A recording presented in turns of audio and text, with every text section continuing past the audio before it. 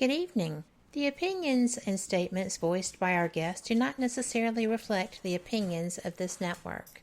Enjoy the shows. You are listening to WBHM Digital Broadcasting, the best in paranormal talk only on Paranormal Experience Radio. Broadcasting live out of Birmingham, Alabama.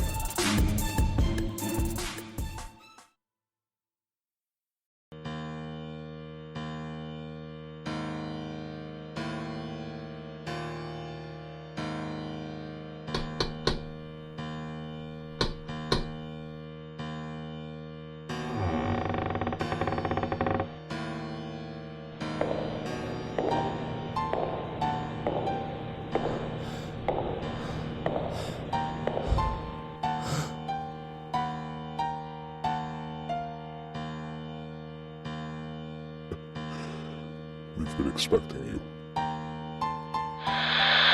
Monday, time for our maven of the supernatural, Denise Pridemore. This is the Paranormal Pride. Join to listen and chat live on WBHM-DB.com or Spreaker app. Search WBHM-DB every Monday at 7 p.m. Central for your supernatural paranormal fix.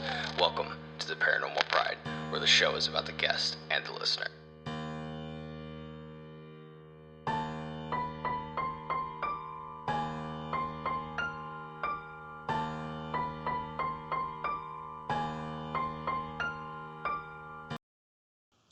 Welcome to the Paranormal Pride. I'm your host, Denise Pridemore, and tonight my guests are Katy and Katy Stafford. And Katy was recently on a show that some of you may have seen called Ghosts of Morgan City. And he's also a local paranormal investigator, or they, let's go back to that. They are a husband and wife paranormal team here in Kansas City area. And I didn't know. At first I had no clue that he was on Ghosts of Morgan City when I booked a local bed and breakfast here in the area, up in Smithville, and it happened to be their home base. So, which was kind of strange because I was sending you messages back and forth. I had no clue that you were even on that show at the time, yes.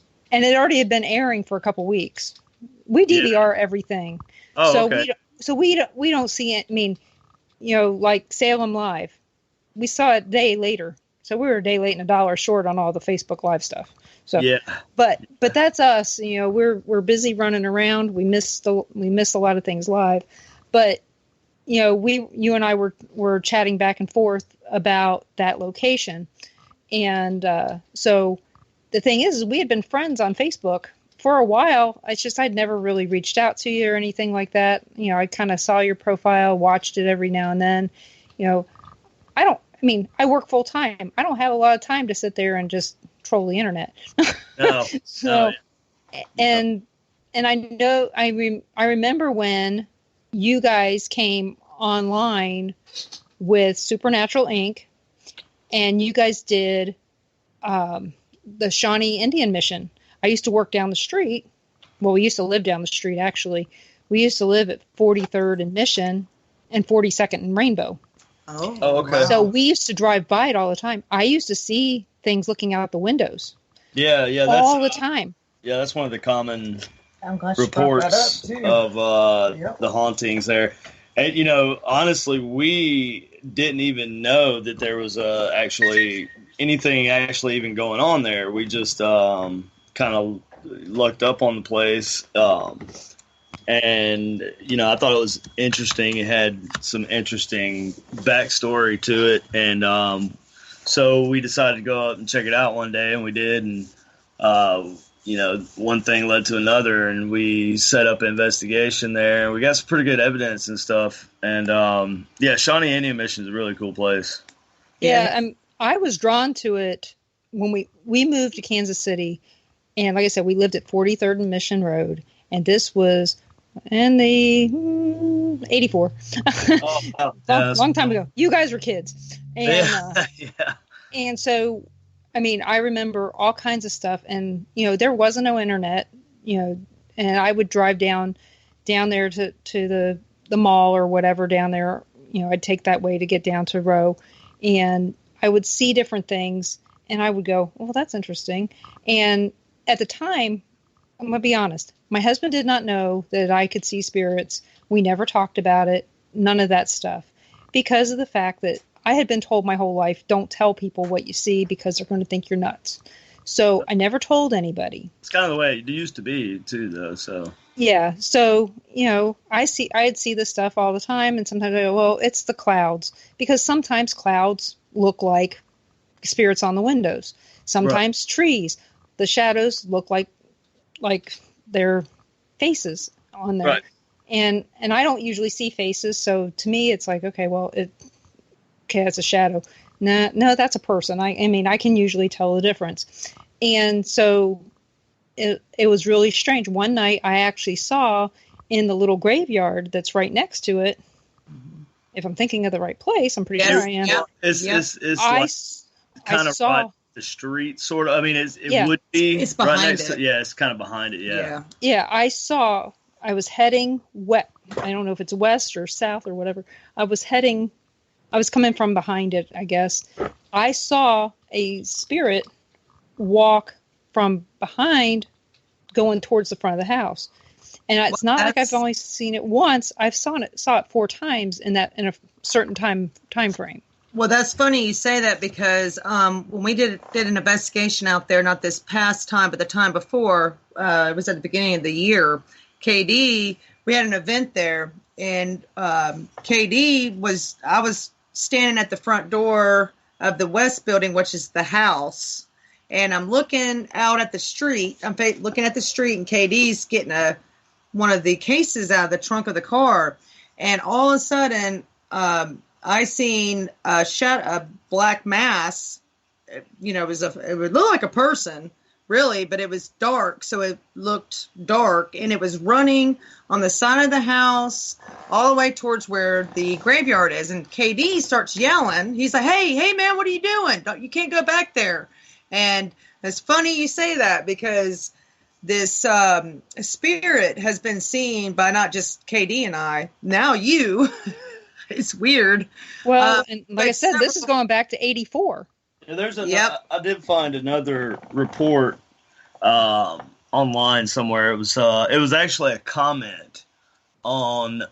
But what was weird is I could never go back and find it again. Like, how you have like link after link after link tabs opened up on your computer, and I had just hit the X button and just closed the whole thing out and lost, my place.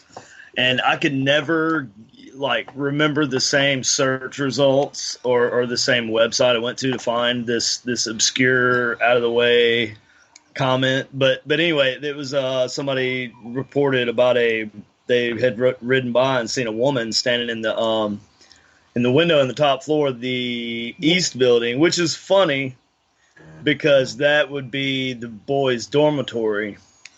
So, I mean, I don't know what's going on with that, but she could have been the maid, or the house mother, or somebody like that that would have been cleaning. Yeah, and also, that top floor was the boys' dormitory, but it served lots of other purposes through the years. So there's no telling, really. We're just now starting to kind of narrow down who we think might be in the West building. Yep. I just know that between 1984 and 1986, we went by that building a lot. And then later on, I went by that building a lot. I got a job at Sprint, the big GTE building that, you probably know it as Sprint, that was there on Shawnee Mission Parkway. I worked in that building. Uh-huh. And so I would go by it all the time. I was a secretary. They'd sent me out for lunch. So that was my job. And so I would go by that building all the time then as well. And this was back in, 98 to 2000. And so it wasn't uncommon for me to drive by that building 2-3 times a day for something. Either going to and from daycare when my daughter was going to daycare or whatever. And I would see somebody in that building. I would say probably half the time I would drive by, I would see something in that building when it was closed, because I would go by in the morning when there was nobody there before it opened, or in the evening after it was closed. So, and there'd be no lights on, but I'd see something that was there. So, but I remember when you guys opened that up for the very first paranormal investigation, I wanted to go, but we had something going on. You know what? I think I was sick. I was still recovering from a collapsed lung, because it was last year. Yeah, it was. Yes, yeah. And I was really surprised. April. Was it spring? Yeah, it was spring. Okay, then no, we were going out of town. We were going out of town. I think I remember you saying something, actually. Well, yeah, I did. Yeah. I did actually put something in the comments of your thing going, oh, I wish I could go. I mean, I've known about that place being haunted probably for years. And so I was really excited when you guys got that out there. And then recently, we were just looking for a place to go over our anniversary, which was over Memorial Day weekend. That was this year. Everybody wanted, it's Memorial Day weekend. You got a 2-day minimum. Oh, we're going to overcharge you. Ridiculous prices. And lo and behold, I put in Smithville. And I was like, okay, this place is inexpensive. Yeah. Let's check this out. Now, did you stay in the pink room? I call it the pink room, but it's probably... I think Frank calls it the Elizabeth's room. Yeah. I don't know. I booked the cheaper room, and he gave me the more expensive room. Oh, he gave you the big room. Good. Okay. Yeah, he called me, and he said, Katie, I've got some researchers, I think, staying at the mansion. He goes, do you want me to take care of them, or do you want to take care of them? I think we were doing something. Yeah, we were. I can't remember what it was. Yeah, we were doing something that evening, and I told him, I said, Frank, you can handle it. Oh, yeah. And I sent Katie a message anyway and said, hey, we're here. If you guys want to stop by, please do. Yeah, we were just, you know how it is. Well, the pink room is the smaller room. Oh, well, the room that you got, let me start with the room that you guys stayed in. So the room you guys stayed in. That's probably the room where we've probably gotten, I don't know, that's the room I've gotten the most stuff. That room is known for a female is in that room. But there also is accounts of... We assume she's a female. Right. We're assuming that, the owners of the home back in the late 80s and up to mid-90s actually did a lot of construction to that house to keep the walls from crumbling over. And they put up, what do they call it? Like those big beams to hold the walls up. Well, they put they put those big beams up on the side of the building to hold the walls to keep them from collapsing or anything. Well, I had the pleasure of speaking with them. They came and visit after they just got back from some kind of mission that they did in Mexico. And they come to the house and they dropped off a box of items that they had found in the house when they were redoing the house. And then the gentleman, well, he was an older gentleman by this point. And this is the Patterson house. Yeah, this is the Patterson mansion. I don't it's not a house, it's a mansion. Well, it is called the mansion. It's a little small, but I mean, I imagine maybe in that time it may have been a mansion. Probably because it had, a bunch of rooms upstairs. I mean, for the time, it was probably a large house. Yeah, it was. Well, the previous, the owners back in the 80s and mid 90s, she had told me that she said, so have you seen the female spirit in the house? And the husband said, don't say that, Brenda, don't say that. You're going to scare her and she's going to think we're crazy. And I looked at them and I said, Frank ain't told you, what I do, does he? And she says, well, no, you run the historical society in the museum and you help with the B&B. But no, he didn't tell me anything else. And I said, I'm actually a researcher, a paranormal researcher. And I said, and you're talking about the main bedroom, right? She said, see, I told you she wouldn't think we were crazy, John. But she said that female spirit, which sounds it doesn't sound like the same spirit to me, but she seemed to think that this female spirit knocked over her Christmas tree one year. Oh, yeah. She's very argumentative. Yes. And I told. Yeah, well, her name is if it's who we think it is, it should be Catherine, because it should be Catherine. Her name should be Catherine Patterson. I believe that's who it probably is. She told me her name was Kathy. Yeah. Oh. Yeah. Wow. Yeah. So and we've got Kathy and Catherine lots of times in there, especially through the ghost boxes, And the first thing that kind of hinted to us that it could be a female spirit is that we were using the SLS camera in there, and we got what appeared to be the figure of someone sitting in, that little window, the little bay window. Yeah. Well, there was no furniture in the whole house, right? So it's completely clear in there, and the only thing that was in there was a little table, actually the same table that's in there in the window. So ice cream set. Yeah, yeah. And so that was the only thing in the room, and we had the SLS going, and we got the frame or the outline of a person sitting in that chair sewing on the right, if you're looking at it from standing in the doorway, and this person appeared to be operating a treadle sewing machine. Yeah. Yes. Yeah. Yeah. Yes. So the foot is just pumping, the wheel or whatever, and her hands are out in front of her manipulating something, like she's Well, we had a child pop in one time too, which is very odd. There's kids there too, but I don't know if they just come and go, but I do know that I believe that there's 3 children that kind of hang out or upstairs because we can hear them, like footsteps. We can hear them laughing, giggling sometimes. Yeah, that was actually the first thing that we got when we investigated there the first time was the kids. Yep. And that was more like a personal experience for me and Katie, because as we walked in the house, as we were walking up, because we had set everything up it was just me and her. We had set everything up in the dining room. Frank's room? No, the dining. We set everything up in Frank's room. No, we did. We had our setup down in the dining room downstairs. We had our we had our DVR, the monitor, and we had all the DVR cameras kind of ran from down there, and that was kind of base camp, Now we did do a lot of work in Frank's room, in the front room there. And Frank will come through the spirit communication devices like the radios and stuff. It's weird. We have thought about, that possible portal activity there. There is. I can tell you where they are. Well, the window is one spot. That window in the room. I found 2. Okay. While I was there. But in that room, I saw a woman sitting at the makeup table. I saw her, but I also heard a man and a woman arguing.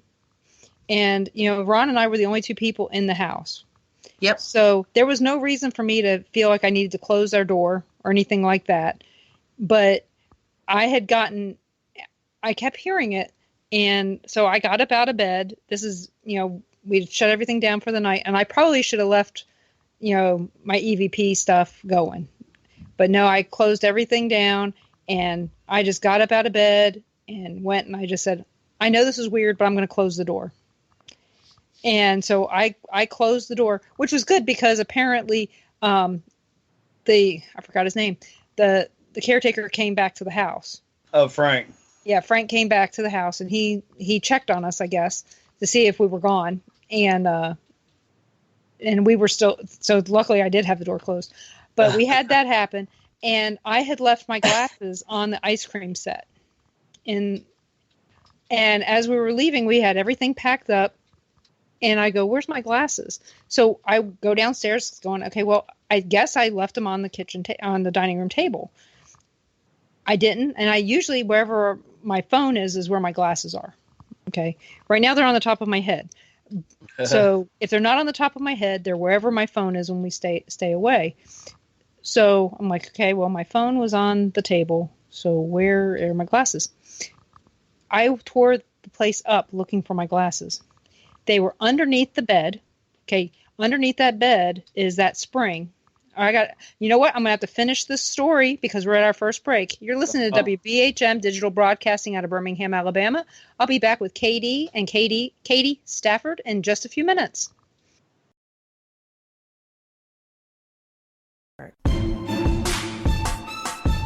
You are listening to WBHM Digital Broadcasting, the best in paranormal talk only on Paranormal Experience Radio. Broadcasting live out of Birmingham, Alabama.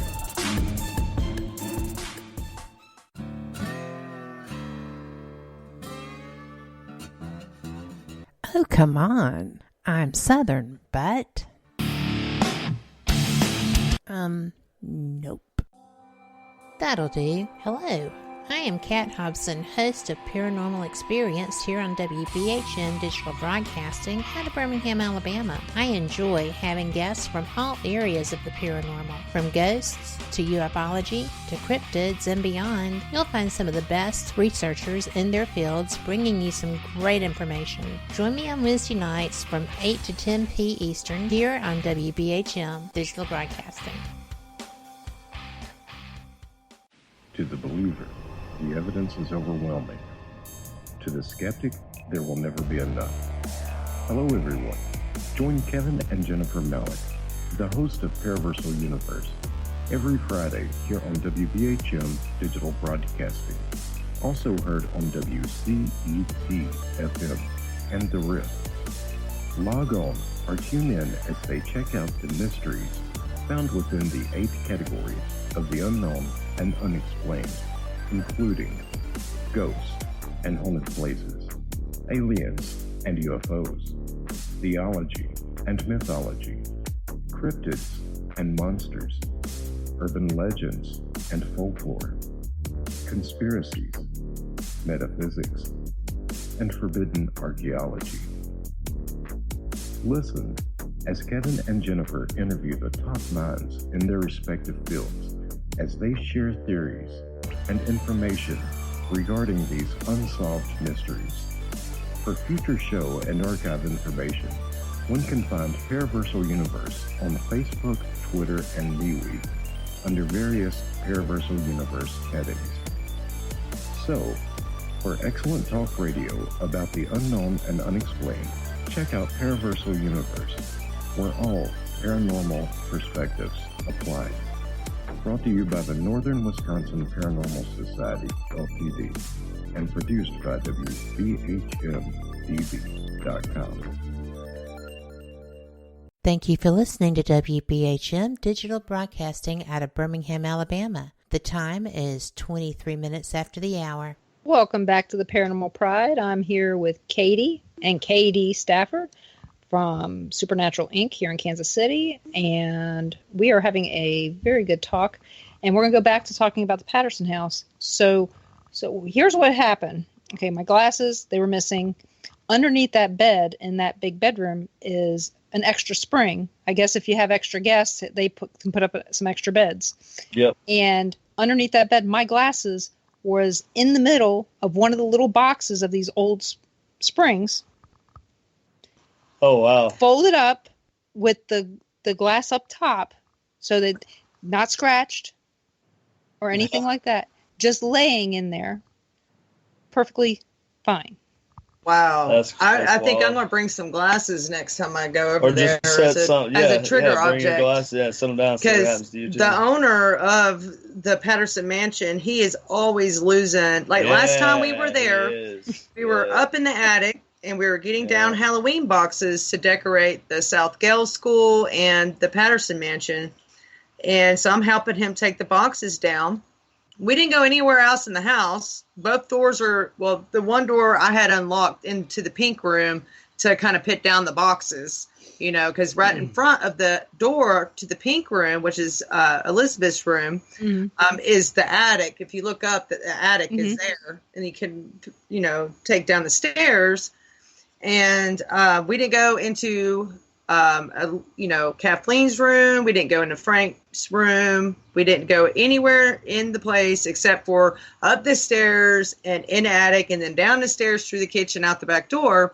Well, Frank loses his wallet somehow during this whole process. And I told him, I was like, well, you did grab your phone out of your pocket. He goes, well, I would never carry it in my back pocket. He loses his keys too. Well, you know where his wallet was, right? Where?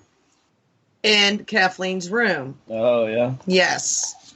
It was his wallet. He calls me, and, you know, as we're walking... Oh, yeah, I remember that. Yeah, as we're walking out, for some reason, I get in my car, and then I stop my car, and I get out, and I wave, you know, Frank, and I say, hey, Frank, did you put the attic door back up? Because, I mean, it was hot in there. And he's, you know, he tries to keep the air, you know, pretty much almost off if he can. He's very cheap. But anyways, he goes, no, I think I closed it. And I said, Frank, I said, okay. I was like, but for some reason, I'm thinking you left that attic door open. I was like, okay, if you think you closed it, all right. So I get in the car and I go to the South Gale School, and he calls me and he says, Katie, you were right. I left the attic door open, but now I've misplaced my wallet.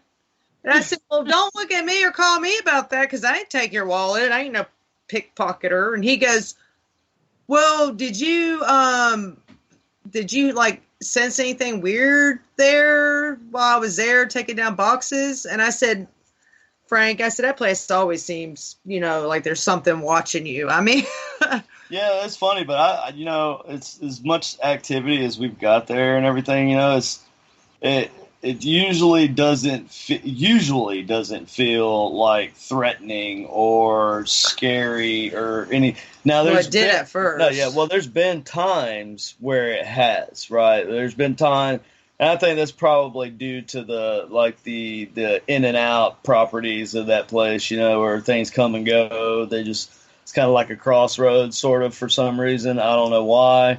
If it's the geology there with the river being right next door, and maybe some bedrock that's located up under the house, maybe it's a combination of things, kind of makes it this place for things to kind of intersect or whatever. But definitely, you know, like, it's usually not menacing feeling, right? No, it didn't feel like that. What I did, there was one thing that was very strange, is that the night before we went out there, I had these 3 guys in my bedroom with nooses on. Oh, yeah, yeah. And, of course, I didn't know why. And when we got to the house, I saw 2 of them at the house, but in between the shed and the back door. Mm-hmm. Oh, that's the that would be the smokehouse. That would be the guys from the Smithville massacre. And yep. Yeah, so there's a portal there. I saw probably 10 or 12 spirits just wandering back and forth. Yeah, between that American presence there too. So you know. Yeah. So, like I said, right in that area, you could feel it. As you know, because we came around back, you know, while we were waiting for Frank to come, we were walking around and checking out the house and taking pictures. And when I walked through there, I felt like I had kind of like stepped in a hole, even though I was stepping up steps. Yep. And I'm going to tell you, this building felt more haunted than the Elms that we had just come from. Yeah, no, sometimes it does. Sometimes that's what I say, you know, and you experienced it too. Sometimes it's really light feeling, and then sometimes it gets really heavy and really like something's breathing down your neck, you know. And yeah, that's one reason why I like the Patterson house so much, is because there's, you know, there a lot. It seems like there are things, there are people that are always there. Like, you know, we believe Kathleen, not Catherine. Did I say Catherine earlier? I was saying Catherine because I'm looking at my wife and her name's Catherine. No, you said Kathleen. It's Kathleen. Kathleen's room, and she does. She did go by Kathy. But she did go by Kathy. Yes, she did. But yeah, and then, you know, like Kathleen, like I believe her presence isn't menacing or anything, but, you know, and there's a few others that are there that aren't menacing. I believe that there's a couple like childlike spirits there, or child spirits, and they are. I don't know if it's meant to be menacing. I don't know if they're trying to, put a, like, scare you or whatever, but there's something menacing or something really off whenever we start getting stuff from them. Yeah. From the kids. Yeah. And that's kind of weird to me, but what time will tell, and hopefully we'll figure out what that's all about. But that's our cat. He's really loud. That's okay. We have 5. We understand. Yeah, we have one. We have 2, but we have one of them. He's like, I don't know, 15, 20 pounds, and he's very vocal. What are you doing, buddy? But yeah, so it's funny how, like, 1 minute that place can go from being so light and to being so, like I said, feeling like something standing over your shoulder, breathing down your neck. And yeah. Well, I had to. I know this might sound a little odd to some people. Well, not to the paranormal community. It won't, because we've all been there where we kind of are in a place, and it would sound odd if you were on a cooking show. Yes, it probably would. But I remember the third time we had researched the Patterson Mansion, we were just being tricked constantly, like hearing sounds, doors opening and closing. I mean, it was getting to the point where I was very uncomfortable, and I felt like that's behind you. Yeah, behind us. Things like as I'm walking down the stairs to go downstairs, it sounds like somebody's boom, boom, boom right behind me, walking down the stairs behind me, and it's just pounding sound. So finally, I stopped one down the stairs on that little landing there, and I said, "If y'all don't want Miss Katy here anymore." Miss Katy, that's right. I go by Miss Katy. If y'all don't want Miss Katy here anymore, then, I won't come back again because, I feel like I'm not welcome here. And I said, you just let me know by knocking on this wall, all right?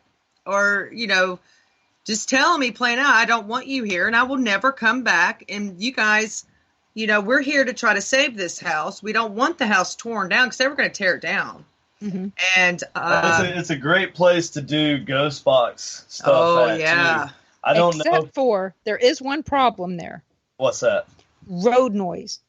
Yeah. I had all kinds of road noise. Yeah, I'm sitting there going. But the good thing is that after midnight, traffic basically stops in Smithville. Well, you have the 169 behind you. You do have 169. Yeah, that's probably why we do a lot of EVP recording for EVP there, but we focus more on like ITC stuff there because you do have that noise contamination.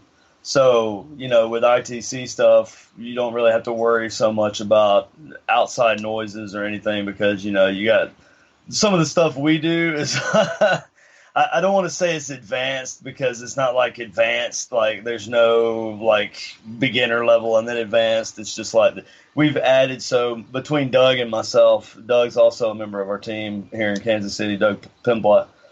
Between Doug and myself, we've added so many audio variables to our ghost box sessions that we do under our own private investigations that it gets kind of crazy. So, well, I know exterior contamination is not really a problem for us too much. Well, I will say, after I had that little heart-to-heart talk to whatever is in the home, and I said, I don't care what spirit here, I'm talking to every single one of you. I'm not talking to just one of you. Because, if I'm not welcome, then I will walk away right now and you will never see me again. And you could just stay in this house and think that it's here because I'm going to tell you something. This house is going to be torn down within 2 months. So, I have a very small amount of time to talk, the city and a whole bunch of other people into not tearing down this historic home. I said, so that being said, yeah, I think whatever's there kind of plays ball, like we kind of, it's funny that Katy said that because when we first investigated that place, we were kind of trying to talk to whatever was there and because we were getting all this stuff happening around us, but we couldn't get any communication. Yeah.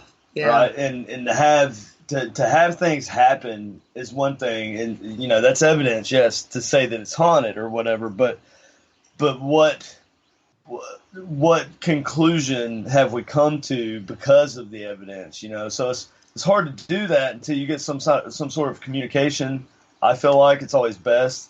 So so we started doing some ghost box stuff and trying to talk to whatever was there and figure out what was going on. And we were just, we were at the point where we were like, okay, look, we're trying to save this place. This place is going to be, like Katy said, torn down.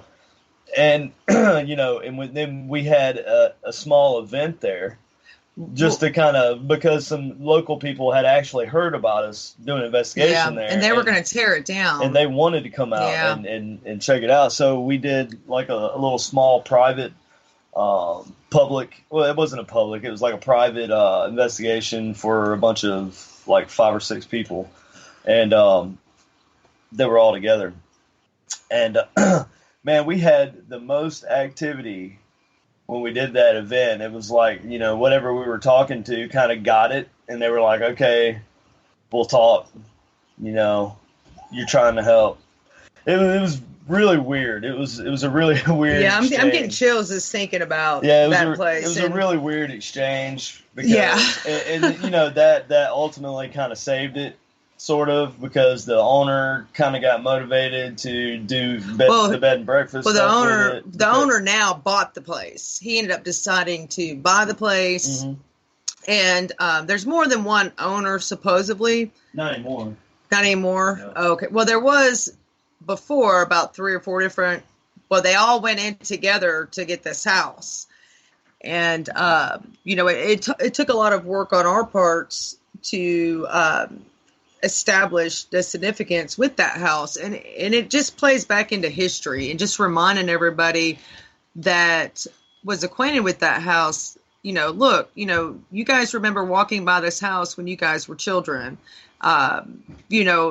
Think about those times when you used to go trick-or-treating, and what would this street look like without this house here anymore? Well, they did. They tore the house right next door down. Yeah, they sure did. And they also had torn down the original owner, which is Mr. William Patterson, which I believe still comes there every once in a while. Yeah, I believe he has access. I don't believe he's there all the time, but he's got access. He's got access, yeah, most definitely. And that's where that whole portal theory comes in, is we actually obtained that information through the spirit communication devices that we use, that it said, yes, I'm Robert, and he did go by Robert.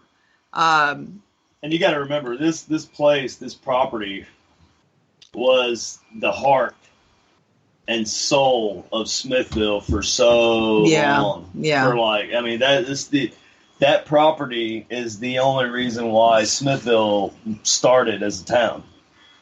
Because it was all the town was built completely around this mill, and which was originally Smith's Mill, and which is why the town is called Smithville. So, the whole town owes its existence basically to this one particular property, and that's that could have significance in itself. I mean, not only to count probably a couple thousand years of Native American existence in the area before we even came along. Yeah. Right. Then you add Frank James. Yeah. Oh, yeah. Of Jesse James fame to that house. Yeah, Jesse James. And then Quantrill's Raiders. Yep. Yeah, not just the house, but the property. Like Jesse James and Frank James had been friends with William Patterson before he even bought that property. So during the Quantrill Raiders days. So. Right. Yep. And that property, that's huge. James and Frank James used to come stay there on that same property. Of course, Jesse died shortly, not a few years after they finished. Actually, before. They finished the house. Yeah. So he never actually got to stay in that house, but Frank James stayed in that house quite often. Right. And some of the stories we were told is that Frank would actually shoot off some of the races, be the starter for the races. Yep. And my husband is really big into horse racing. So that was a huge deal, seeing how big that racetrack was. Oh, yeah. Was a big deal for Ron. And if you guys ever get a chance, if you're listening, which if you're listening, I know you are. You want to go and check out the museum there. Even if you don't stay the night, check out the museum. If Frank's there, not Frank James, but Frank, the guy who does it, or Katy is there, they can take you through all the stuff. It's only 2 rooms, but it's an amazing 2 rooms of a lot of stuff. And you go through it once, it's not enough.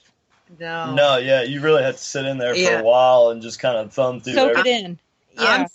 I'm still finding things in that museum, because I'm archiving the items that are in that museum. And me and another gentleman, he's actually a Mason. And see, the Masons, Mr. William Patterson was a Mason. And he also was a Quantrill Raider, too. He gave the oath to the Black Flag. But he also was a Mason from the time that he came. He came from New York, and till the time he came into the Midwest, he was a Mason. And I tell you what, the Masons, if it wasn't for... They thought really highly of him. They sure did. And when he died, they wrote like this big letter. And... Yeah, they wrote a big letter about Mr. Patterson. And I will tell you, the Masons to this day still helps maintain his house, because they'll come and volunteer and to be all of the Masons. And, they don't introduce themselves as Masons. They introduce themselves as whatever they do. But they all are Masons, and they're there to one of the gentlemen said, look, we're with our brother in life and afterlife.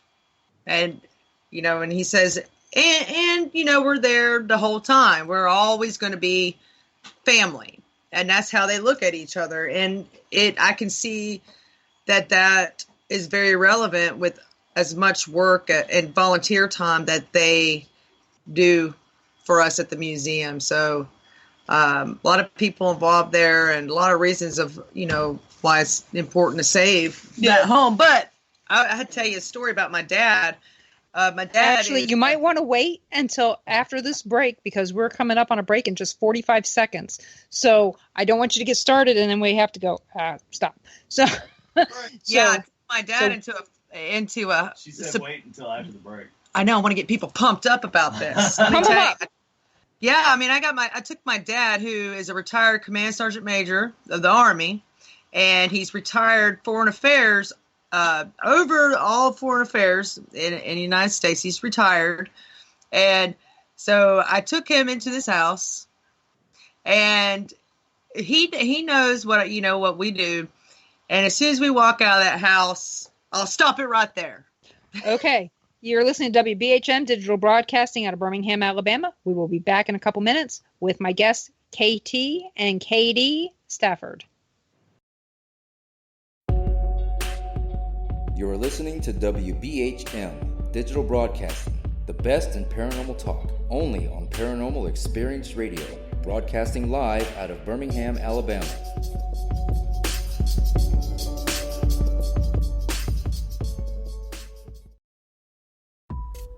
Since 1948, Fate Magazine has brought you reports of the strange and unknown, all of them true. Fate Radio is carrying on that tradition, bringing you the unusual, macabre, strange, and bizarre. Join host Kat Hobson Sunday nights from 8 to 10 p.m. Eastern on WBHM Digital Broadcasting.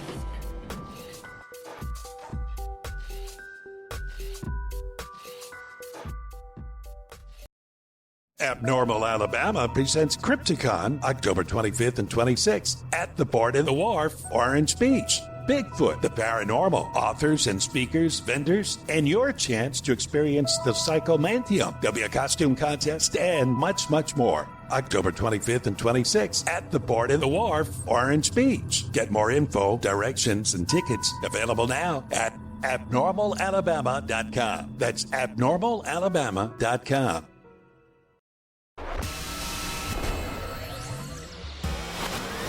You are listening to WBHM Digital Broadcasting, Birmingham, Alabama.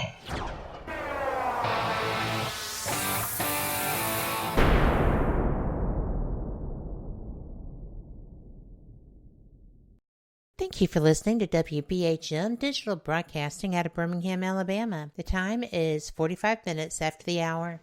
Welcome back to the Paranormal Pride. I'm your host, Denise Pridemore, and my guests tonight are Katy and Katy Stafford. You may remember Katy from being the paranormal mad scientist on Ghosts of Morgan City, and Katy and Katy are local paranormal investigators here in Kansas City that run a group called Supernatural Inc. And there are other members of their team. It's not just them, but they are doing events here in Kansas City. And Katy is going to finish her story about her dad and when she brought him to the Patterson house. Yeah, so we had received a new display in the Patterson mansion, and it was the tall Native American cigar guy that's standing outside out the front door on the porch. And the reason why the statue is outside is because the statue had woodworms, and they turn into beetles, and so it's quite funny because when they brought that statue into the museum, Frank goes, okay, do you mind coming down and checking out the Indian? You're going to love it, because he knows I'm all about Native American history. And, I'm just into that kind of stuff. And when they got received this statue, I was like, oh, yes, I got to see it. But, I'm with my dad right now. And he was like, well, that's good. Bring your dad to the museum. We can show him around the museum. And I'm like, okay, yeah, my dad would love that. So, it dawned on me because, with the short amount of time that we had to spend with each other, I didn't think to take him to the museum that I run. I just didn't think about it. And, I was like, Dad, let me show you, let's go out to eat. And then, I want to take you to the museum. So we walk in there and, my dad's looking at the museum and, of course, Frank and his wife, they run off with my dad and my mom and showing them the house.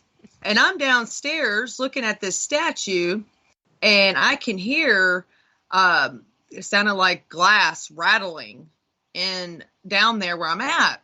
And I turn around, I thought I seen a woman sitting in a chair, but I'm like, wait, there's nobody there. And I don't see things. I don't really see things. So that was kind of weird.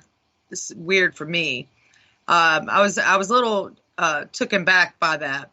And then I got this feeling like, it didn't like the statue that was in there.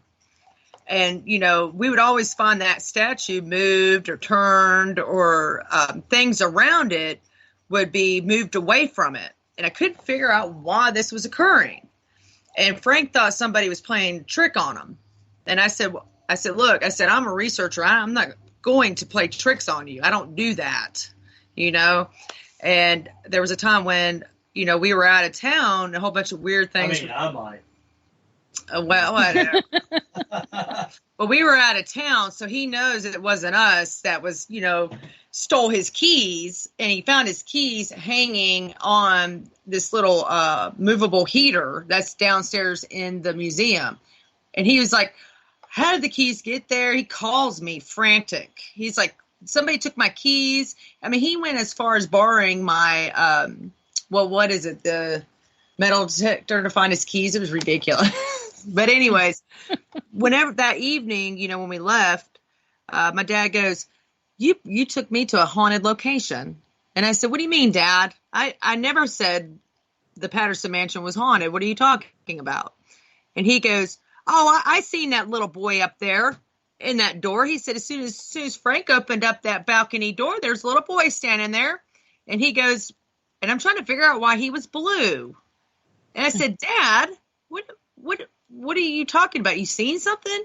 He goes, yeah, and I don't like to see little kids. He goes, no. He goes, you should have forewarned me. And I was like, well, I've never seen a little boy there. I was like, so I started plucking at his brain. I'm like, Dad, so how old do you think this spirit could have been, or this ghost? He goes, I don't know. He may have been 12 or 13. I don't know. He wouldn't come inside. He was standing, right there at the back door.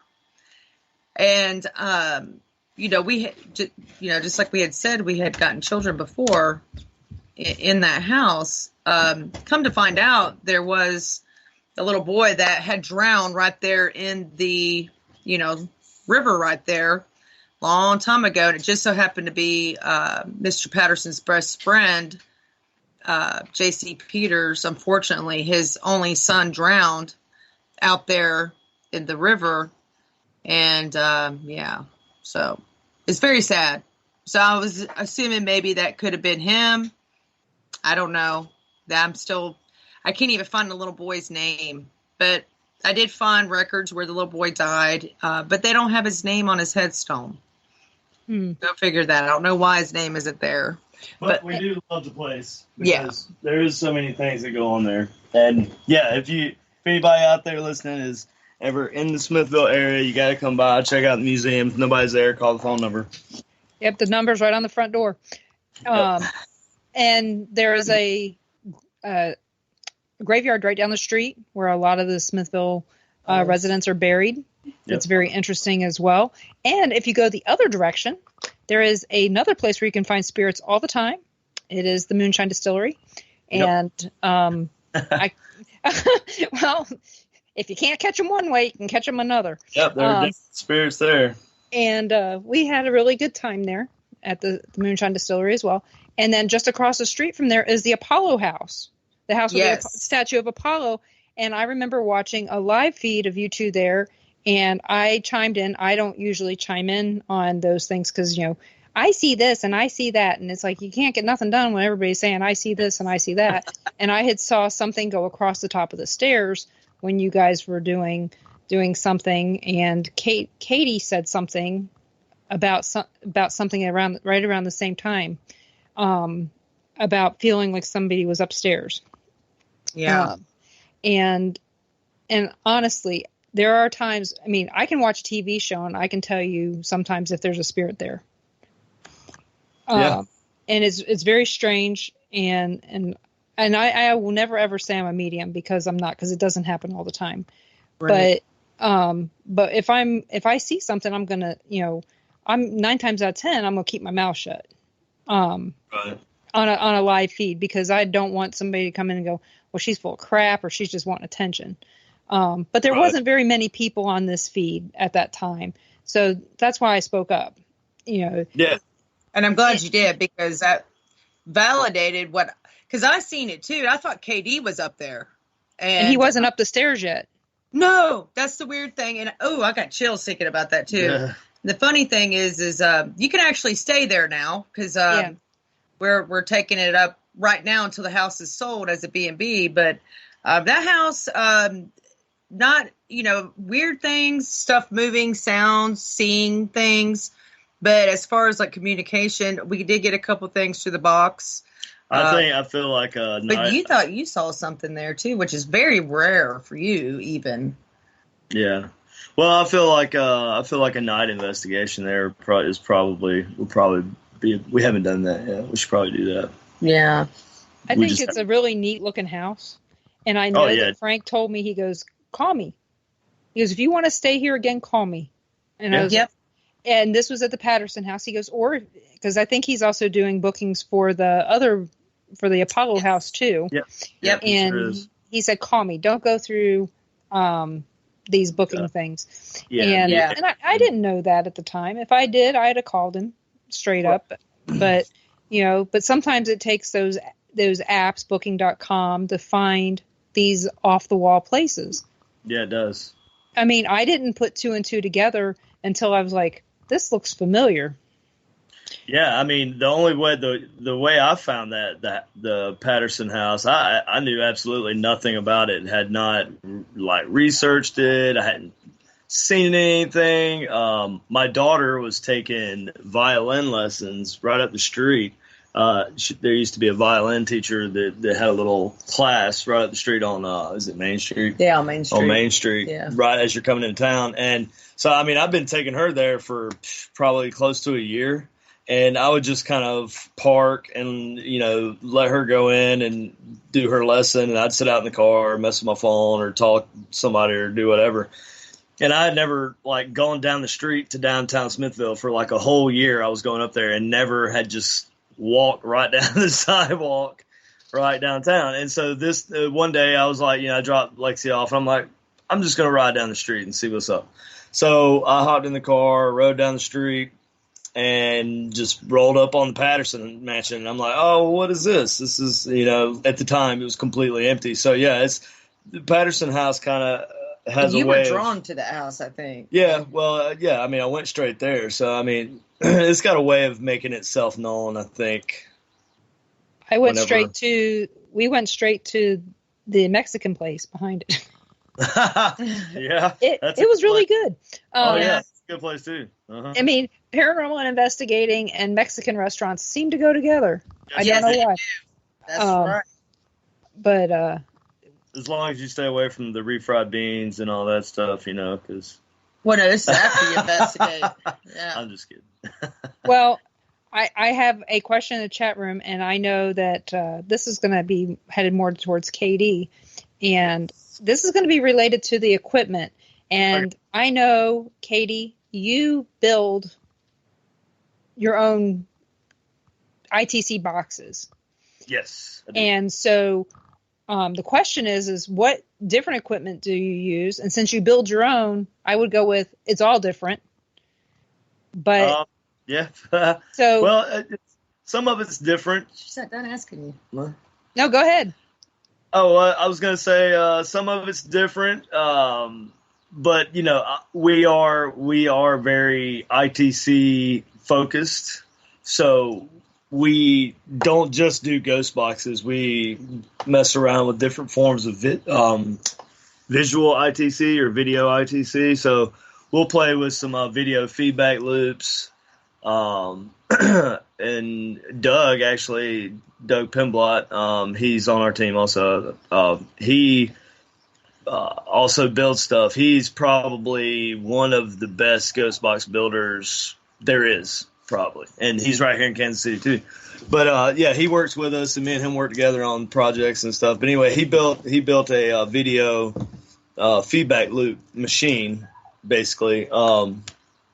We're still working on a way to make it mobile, but it's massive. It is massive. Yeah. But so I mean, right now it's kind of like a set in place. So we do video ITC stuff, video ITC loops. We have our little scanning TVs that we build, where it's the TVs that scan through the old television stations, and that's a form of video ITC.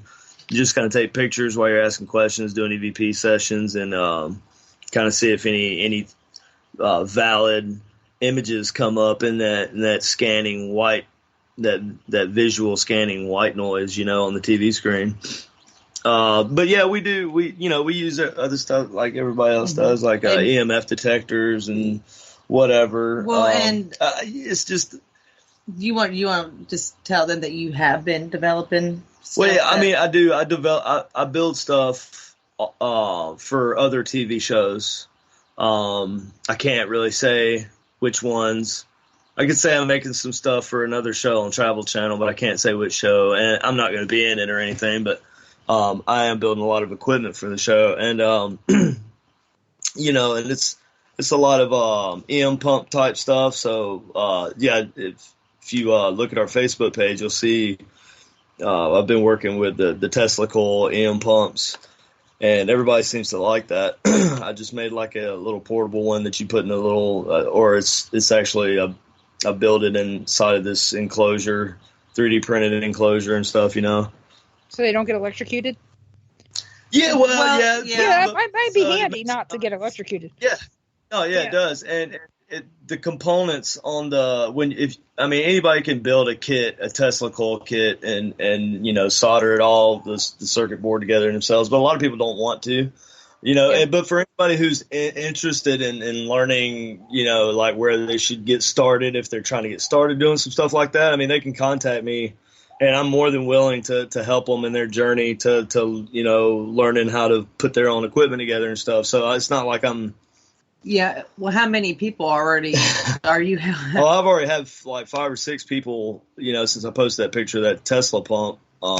they're interested in that. Well, some that are interested who are building and then things. and there's lots of people who watched the show and they saw the stuff I built on the show on the Ghost of Morgan City. Okay. Well, you know what? We're going to talk about this after the top of the hour. So everyone, you're listening to WBHM Digital Broadcasting out of Birmingham, Alabama. We will be back after the news break.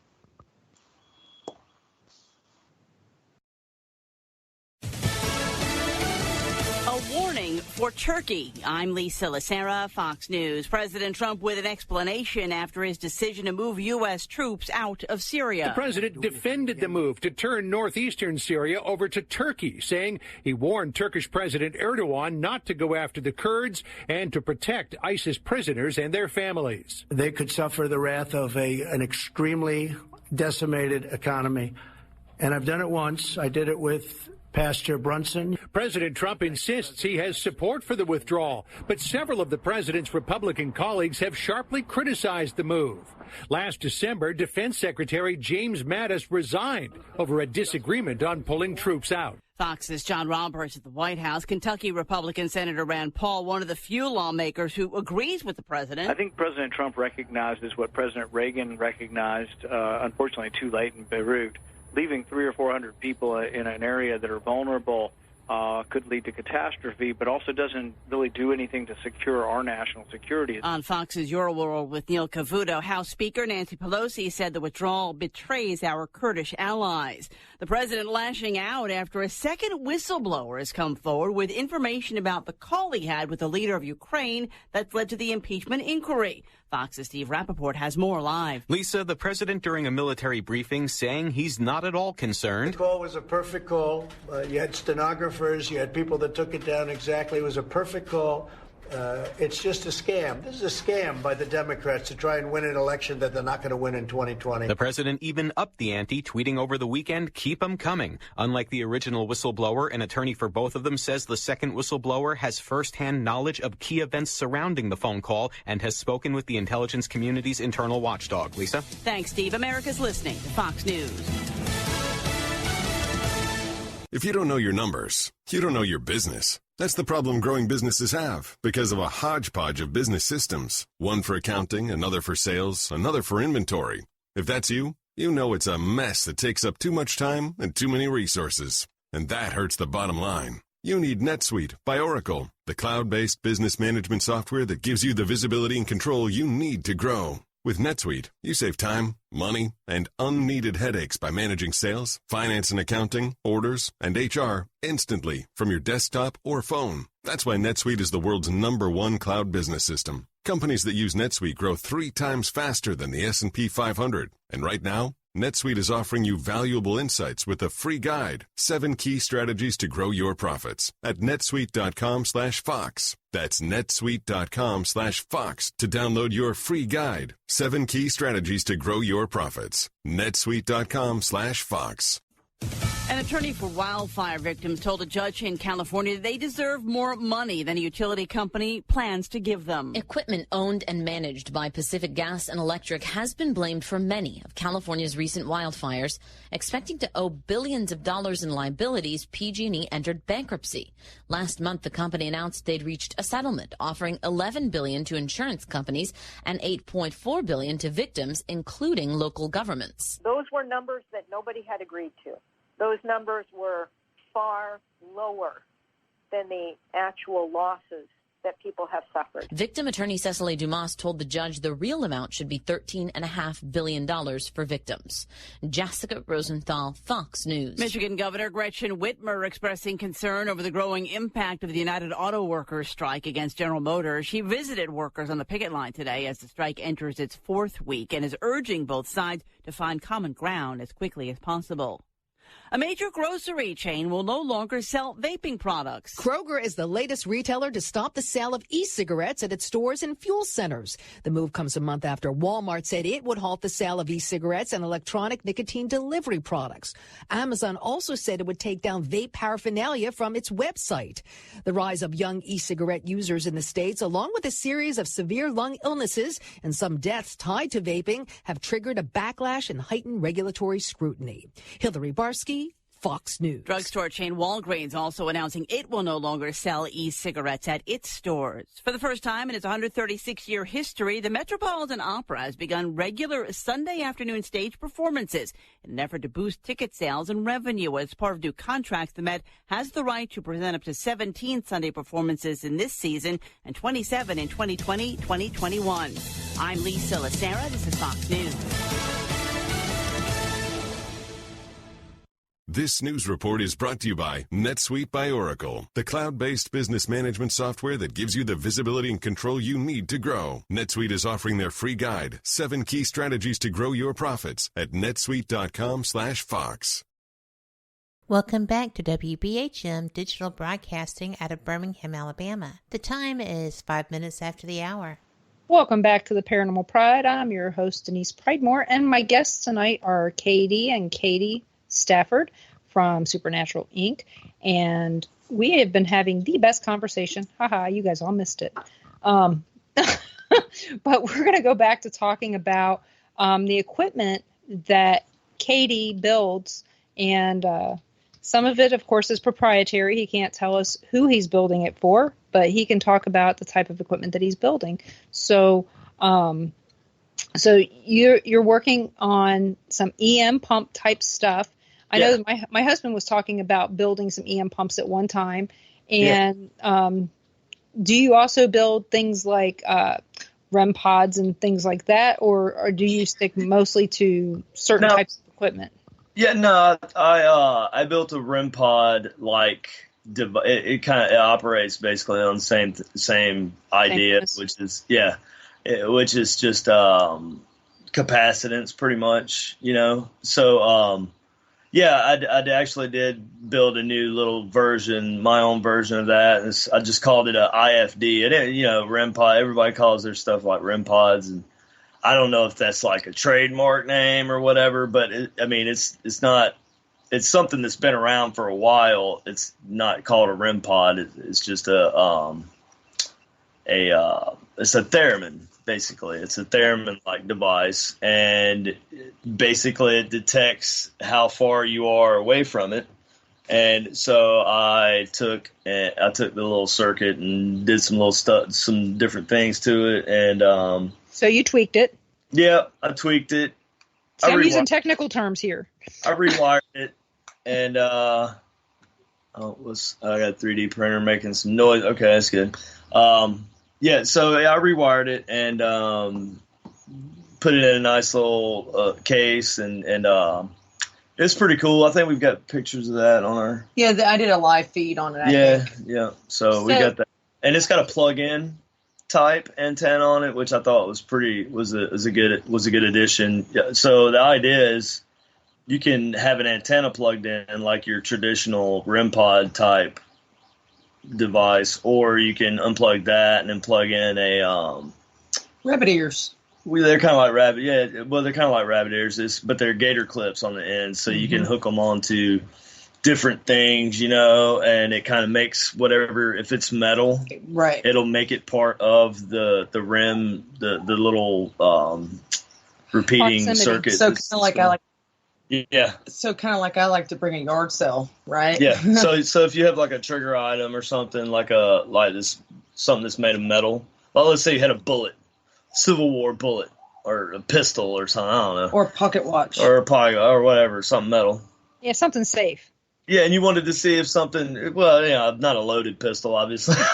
No, well, like I said, like a Civil War era pistol, like a artifact or something. Anyway, so the idea is you would clip the gator clips onto it, and it'll become part of the circuit. And basically, if anything comes close to not just the electrodes from the IFD, it'll also set it off if it comes close to the object. Right. So so then you're kind of dealing with kind of enticing something to come and touch the object as opposed to touch the antenna.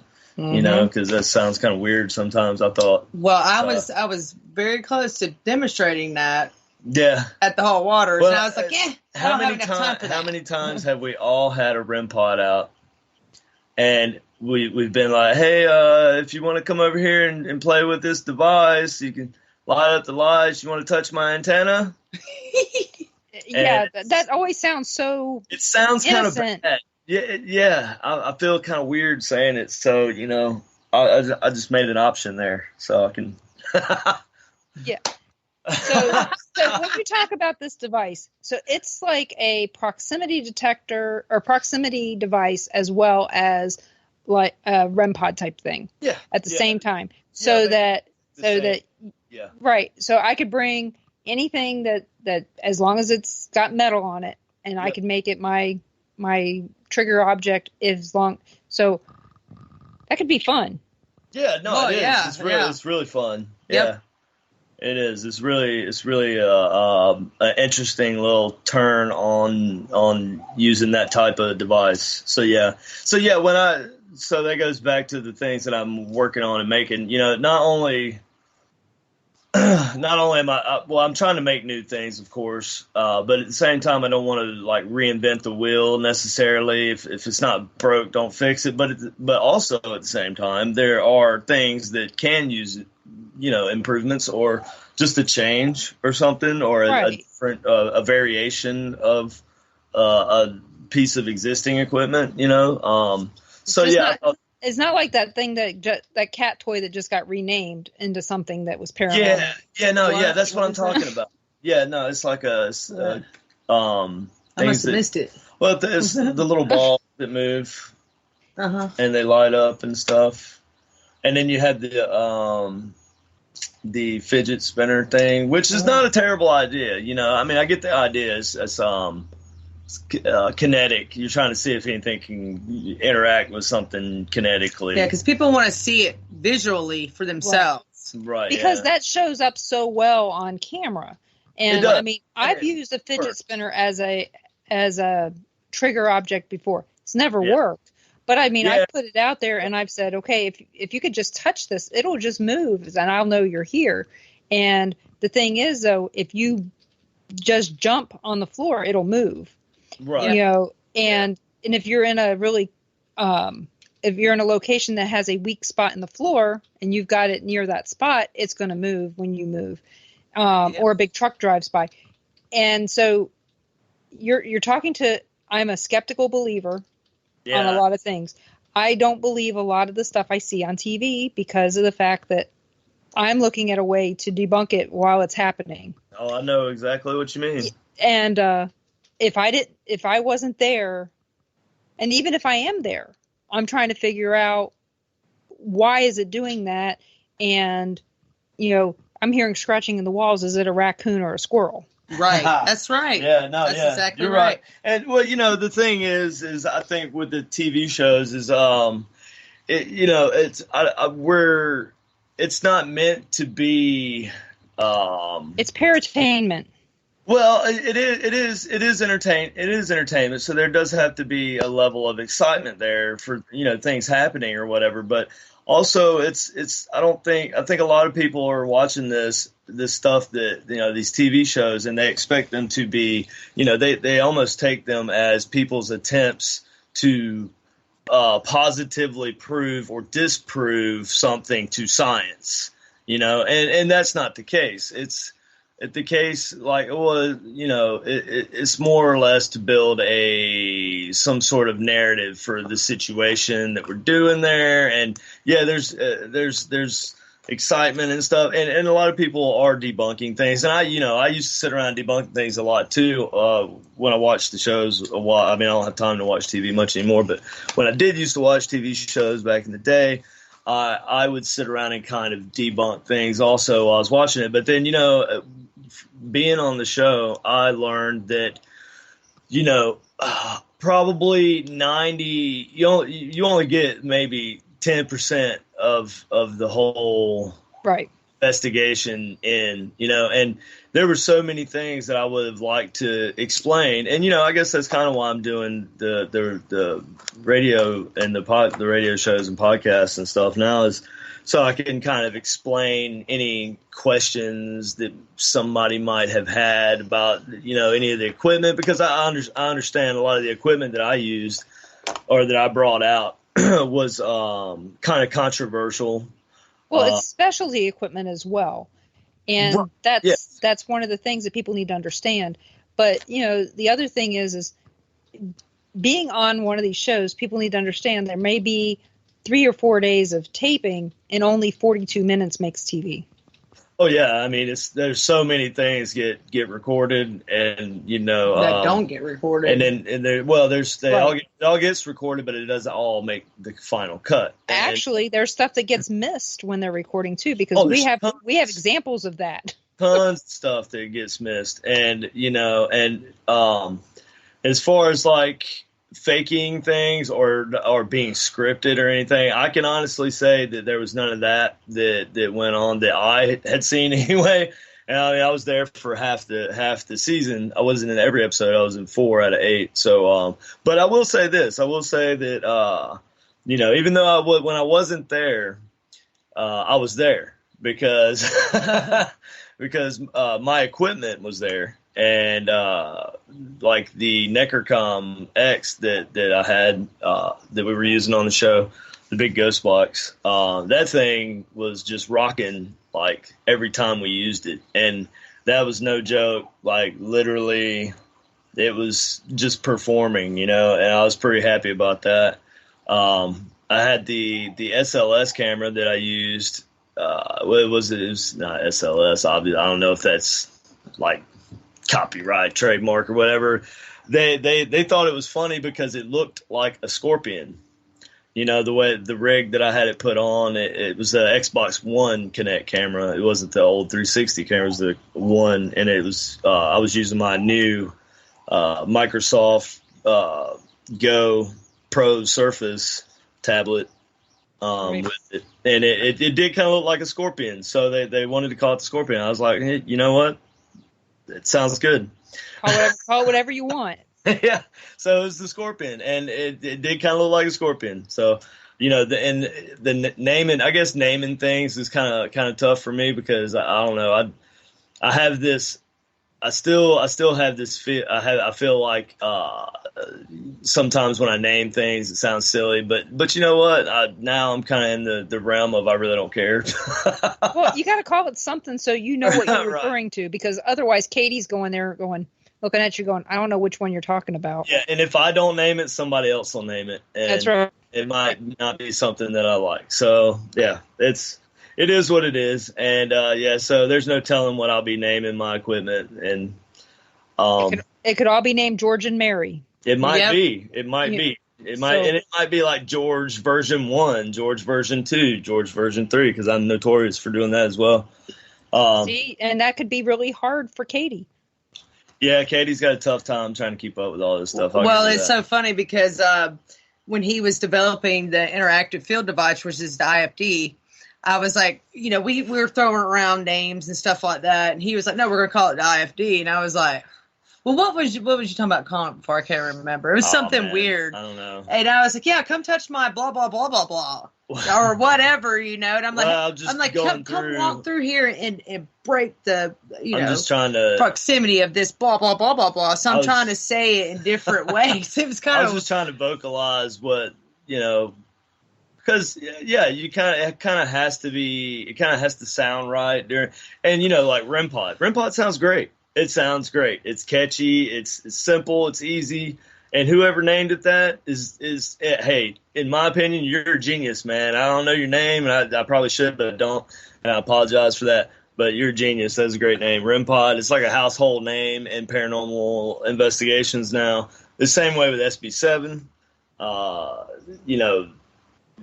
He did a really good job naming his little ghost box. So, like things have to kind of have a catchy name or they're not going to catch on. And it doesn't sound right during an investigation, like you said, this goes back to the whole come touch my antenna thing. Yeah, but it still has to be something that's relatable.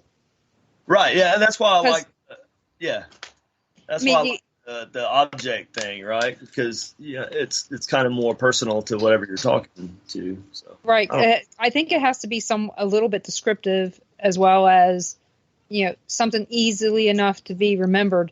Yeah, that definitely memorable. That definitely helps for it to be somewhat descriptive and of at least what it is, what it does, you know. Right, because I mean, I can sit here all day and go, "What in the heck was that? That EDI meter. What in the heck does that EDI meter do?" I can't remember what EDI stands for. What does EDI stand for? Energy something. I don't something know. detect. See, like I said, I can't remember. I know what it does Either. Yeah. but that's you probably know what, everybody, we're coming up on our next break. Okay.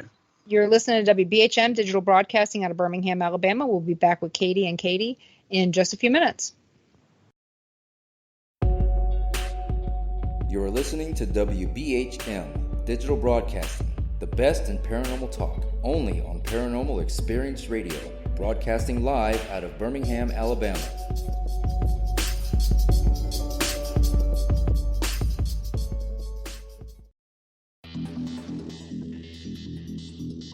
Several U.S. presidents are on record talking about the UFO mystery. Yeah, Presidents Jimmy Carter, Ronald Reagan both had UFO sightings of their own, but the current presidential campaign might be the first in which UFO disclosure has been championed by a major party candidate.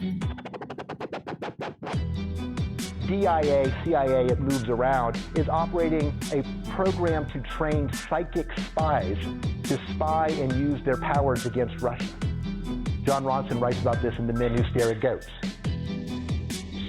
The first known sighting of a ghost took place right after Abraham Lincoln was assassinated in the late 1860s during the administration of Ulysses Grant. Project Paperclip, Clinton releases it all in 1998.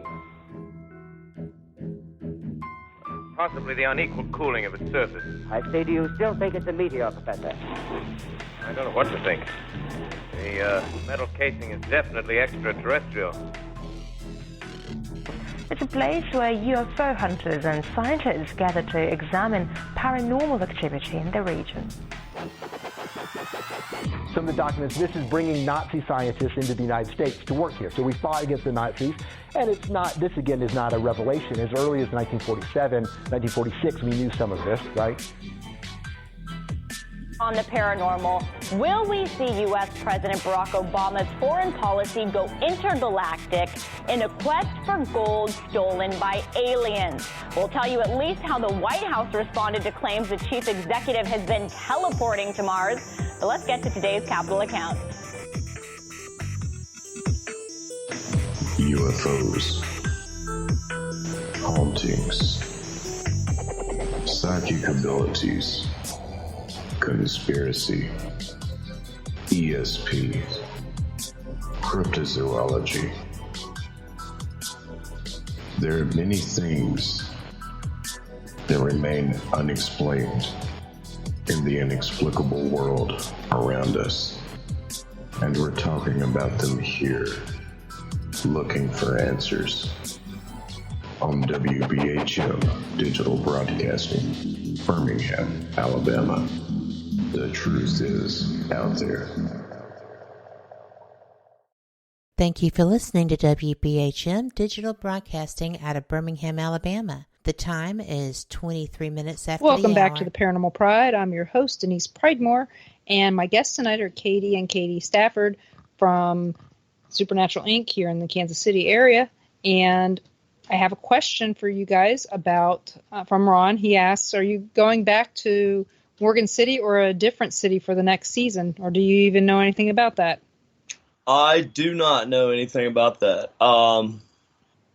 I like to think that we'd be going back to Morgan City, I hope. Sarah and Jeremy, I know they're down there all the time, promoting a lot of stuff, doing a lot of events and stuff. They'll be down there soon, actually, for something else. And I'm going to try to get down there, too. It's just a little bit harder for me. Sarah, she's got a little bit more, I think, freedom to travel. And I've just been really booked up a lot up here in the Midwest. But hopefully we'll be doing another one and it'll be in Morgan City. I don't know though, so that's just I hope. Well, as soon as I find out, I won't be able to tell you. So right. All I know is that my company does a lot of business in Morgan City. That's all I know. Yeah. And because I work for CenturyLink, and we have a lot of crap down there. Yeah, there's definitely talk down there. Yeah, that's what I hear, and I know people. Yeah. Work-wise. I got a key to the city. Did you know that? I got a key to the city. It wasn't in there. It wasn't in the show. I know. I say that because you said I know people. I know the mayor. No, no, I know people in the background of stuff. You know. Yeah. I'm just joking. See, in my case, I know who's doing all the wiring for like the debates and all that stuff. Oh, you know, things like that. So it's weird, the stuff I get to know, because of what I do. We're involved in all that kind of stuff. So if people need connections, actual connections to the clouds, whatever, that's us. Yeah, and, network IT. And we're the network people that provide that, you know, especially in Denver and things like that. So nice. Cool. That's good to know. Yeah, one of our teammates, Dan, he does kind of the same thing, sort of. He's in IT, so he understands how important the crap is my company does. Oh yeah.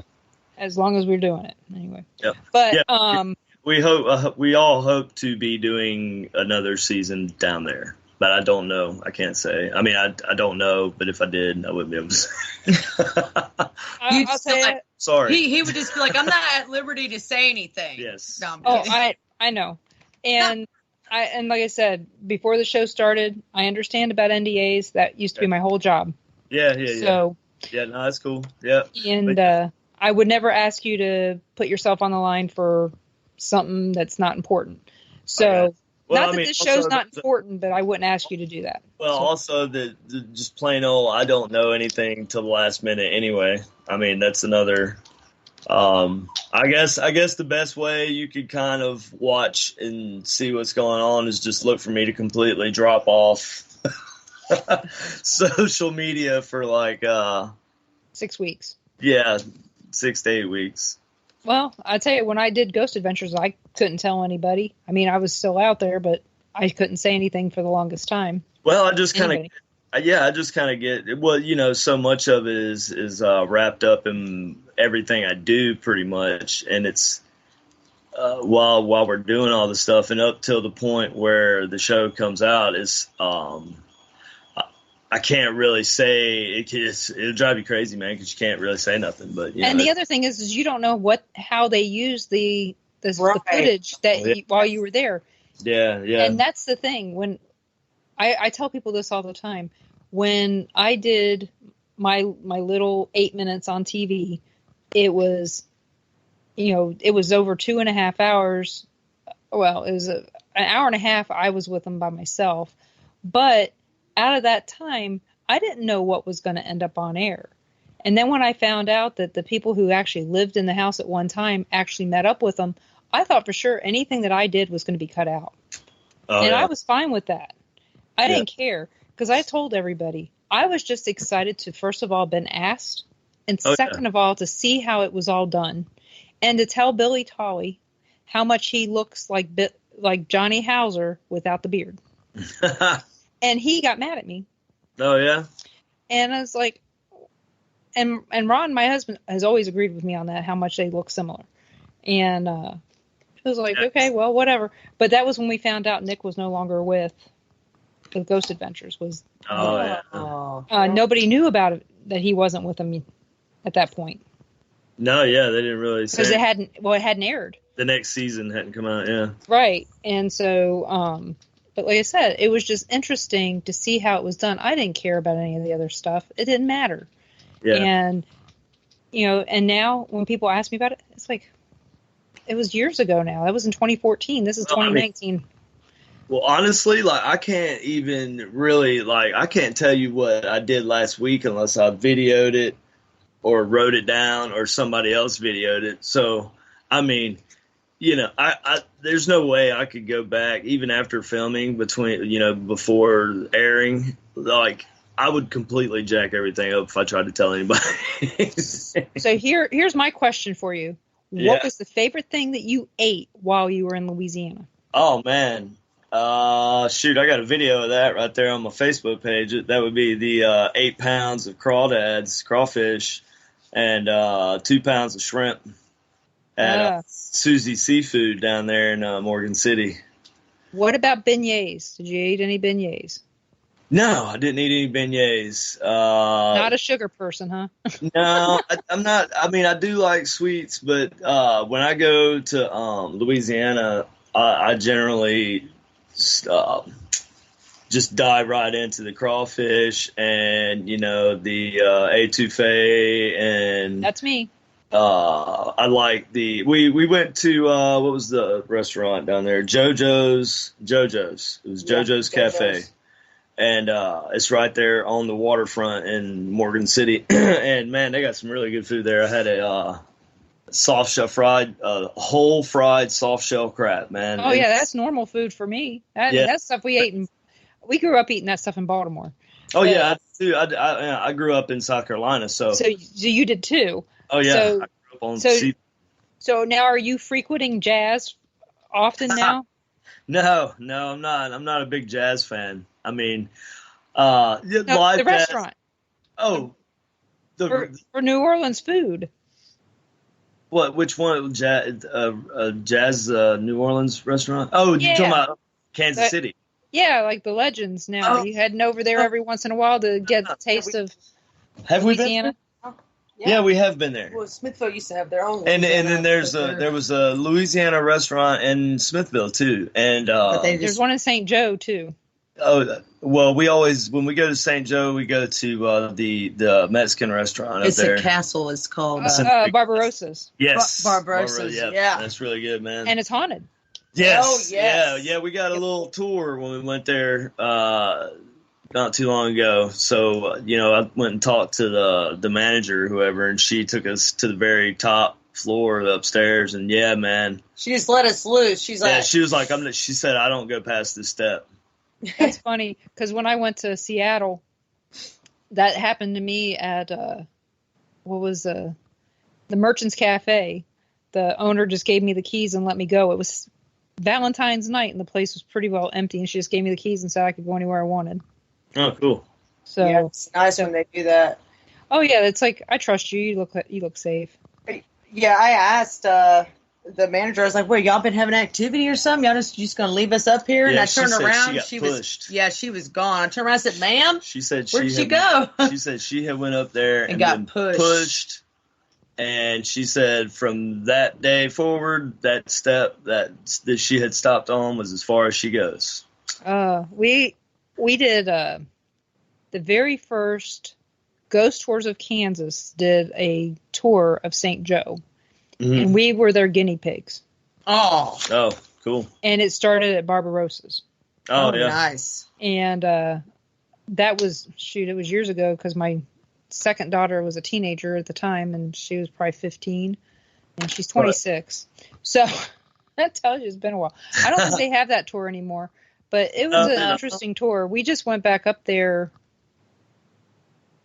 Barbossa's, Ron said. So, but we just went back up there and went to the cemetery. What was the name of that one? Mora. It was this. What was the name of that cemetery, Ron?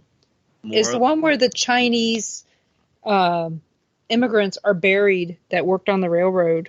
Is it the big one? Ashland. Oh, Ashland. Yeah. Yeah, we actually have been there. Yeah. There's that we did some work up there. We did some events up there not a while back. We were doing Rubidoux Row.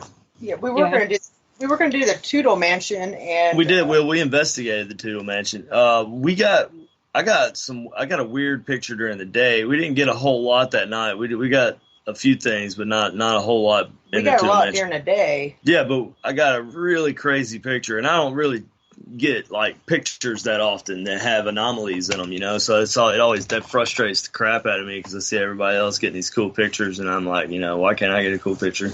Yeah. And I finally got a cool picture in the Wyatt Tootle Mansion, and I still can't explain that, and it's pretty crazy. Yeah, we remember, people are saying, oh, this is the first official ghost tour White Toodle, and it's like they were doing them years ago. Yes. Yeah. And I remember because when we did that tour, they go, they do ghost tours here in October when we did the ghost tours of Kansas, and then they stopped doing them. And, that's been a while back too. Yeah. I can't remember the year, but because I was trying to look for any kind of any kind of other stuff that anybody else had come up with at some of those places. But once again, you were drawn to Rubidoux Row. Yeah, I like Rubidoux Row. Yeah, like I said, I just took some pictures up there recently. This was actually it was right after we went to. Was it right after we went to Smith? No, we went to Cameron. It was right after Labor Day. I took some pictures, and I got well, why didn't you go over to this place? And it's like, because it was out of the way. You know? Why am I going to go across town? It's hard to go to all the places at once, you know. Well, it took us a long time to do the places we did up there. Well, Rubidoux Row, you know, that was a very unique place to investigate, and just every time we had an event there, everybody had experiences. Yeah, we had the news people out there, and Katy freaked the news people out. I didn't freak them out. It was whatever. She took that little blonde-headed news lady up there and just scared the crap out of her. I did not. Is this the St. Joseph News? What is it? 2? KQ2? Yeah, KQ2. Because we freaked them out in Atchison, so I understand. Yeah. Well, they were actually, yes, it was the start to promote of the Sally House and all that stuff. Well, the trolley rides. Fall season. Yeah, and this has been a few years. It's been back in 2014 probably. Yes. 2015. Yeah. Because I was on the one for the Sally House. Yes, that's right. And she was like, you know, we want to start out here and move our way to Atchison. And I was like, oh, okay, cool. Yeah, Katy took her upstairs and was like, had the REM pod, or no, it wasn't the REM pod. Yeah, it was the REM pod and the puck. And the puck, the Paranormal Puck 2 thing. And she had that stuff out and just getting all kind of stuff and freaked the news lady out. And she was like, I got to go. I can't do this. Yeah. we had the lights in the hallway at the Sally House were going off and on by themselves. Oh, wow. And it was really strange. And then I was showing him how dowsing rods work, and then we were showing him. You probably know Tony and Deborah then. I did not know them then. I did not meet them until 2015. I mean, but you know them now, though. I do know them now, yes. Yeah. They're cool people. And we've had some really long discussions. And Tony will tell you, if you want to know history about the Sally House, he tells people all the time, ask me. He'll go ask Denise Pridemore. And because he knows that I've done a deep dive into that history to the point to where I can tell you where the family lived before they lived in the Sally House that built the Sally House. I can tell you all kinds of history about factual history about it. And I've probably forgotten more about the Sally House than anybody ever wants to know. And yeah, you know, there's a lot of places that have, you know, there's been enough reputable people who know what they're doing and you know, are very competent in what they do. They have been there to not only Sally House but other places, you know, and they've kind of they've done the work, you know. And yeah, it's cool. A lot of people want to go through and have their own experiences and stuff like that. But as far as like what can I, you know, contribute to that stuff that's already been done, I probably couldn't contribute much, you know. So I try to focus on other places. So I haven't been to the Sally House. I haven't done the Sally House, just simply because I wouldn't recommend it. But that's me. I have my reasons why I would say that. And there's a movie coming out that will explain why, called The Deep Darkness. That will explain why I wouldn't go back to the Sally House. And it's not because of anything other than I don't feel the need to go back. Right. There are things that I can tell you off air that I cannot tell you on air about why. But you know, Atchison is an interesting city. Oh, definitely it is. And there are some things that, being a past tour guide, that I know that a lot of people don't know. And I keep my mouth shut for a reason. Right. But if you ever want to know truth about stuff, ask me. I'll tell you. I'm going to be 100% honest with you. I'm not going to candy coat it. But am I going to put it out there on air? No, it's up to you to make up your mind about where you want to go and how you want to spend your money. Yeah, exactly. And so if you want to spend it going to the Sally House or you want to spend it going to Worlds of Fun, that's up to you. Yeah, I mean, I like to go wherever I feel like, I'm almost like I'm needed. Like I feel like a place could use my handiwork. Yeah, whatever you want to call it. Well, again, tonight you can tell Frank that we talked about the Patterson House in Smithville, and we made sure that everybody knew about it, and that the Apollo House, I don't know what it's called. Yes, I just know that there's the Apollo House. Yep. Okay. Sure. There's a statue of Apollo on top of it, and those are available, and they're both haunted, and they're available, and they're not that expensive. No, and actually, there's also another little thing that Katy and I kind of offer that we haven't actually come out and posted like a advertisement for, but if there are, let's say you have a group of people, 2, 4, 6 people, whatever, that you want to go and do a private investigation, but you don't have equipment or whatever, then, we can come out and kind of do a private event with you, and, for a price, of course, because it all goes towards, it goes towards the museum.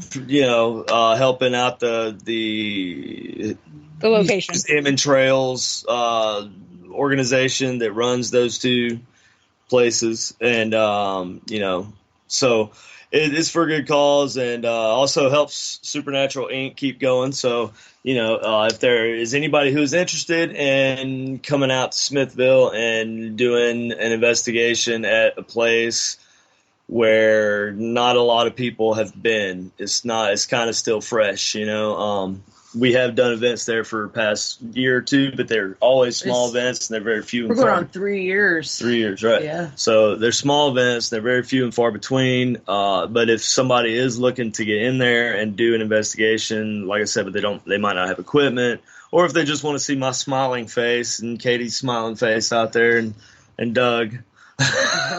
And Dan, maybe. Well, Dan lives in Idaho, so Dan's not around too much, but he's here virtually.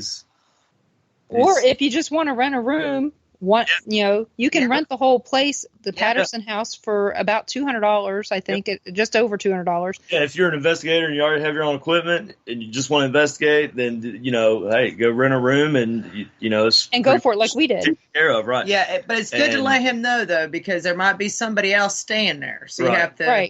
Yeah, because you really don't want to freak out somebody else. No. But you know what I found out though? Or maybe you do. I don't know. You know what? We're at a break. So you're listening to WBHM Digital Broadcasting out of Birmingham, Alabama. We will be back with Katy and KD in just a few minutes. You are listening to WBHM Digital Broadcasting, the best in paranormal talk only on Paranormal Experience Radio. Broadcasting live out of Birmingham, Alabama.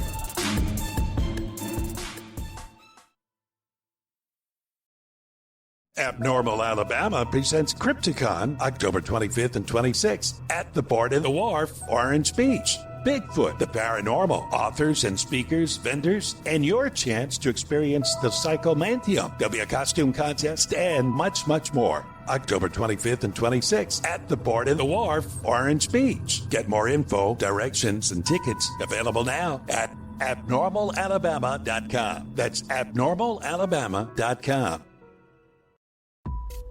Since 1948, Fate Magazine has brought you reports of the strange and unknown, all of them true. Fate Radio is carrying on that tradition bringing you the unusual, macabre, strange, and bizarre. Join host Kat Hobson Sunday nights from 8 to 10 p.m. Eastern on WBHM Digital Broadcasting.